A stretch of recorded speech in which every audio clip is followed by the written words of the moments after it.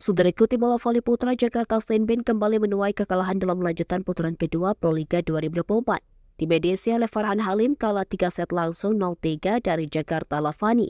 Farhan juga minim mencetak poin dalam laga tersebut dengan hanya menambah 1 angka.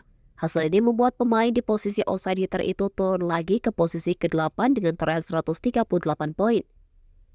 Luis Elian menjadi pencetak poin terbanyak tim dengan 20 poin, diikuti Rifan Nurmulki 7 poin dan Stefan Kovacevic 6 poin.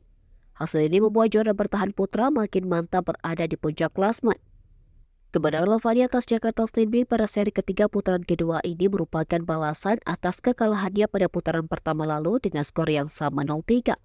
Hasil kemenangan ini mengantarkan klub milik Presiden RI ke-6 Susilo Bambang Yudhoyono di puncak klasmen sementara dengan 9 kemenangan dari 11 laga dan 28 poin.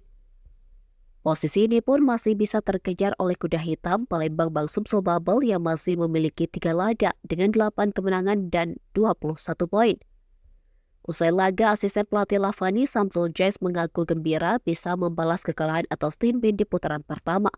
Menurutnya, skor kekalahan di atas angka 20 itu menunjukkan permainan tim asuhan Nicolas Vivos sudah baik dan akan dievaluasi.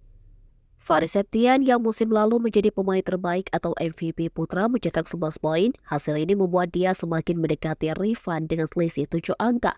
Sementara itu pelatih Steinbin Rian Masajedi meminta maaf atas hasil yang dicapai anak asuhnya. Rian mengakui laga melawan Lavani bukan laga terbaik.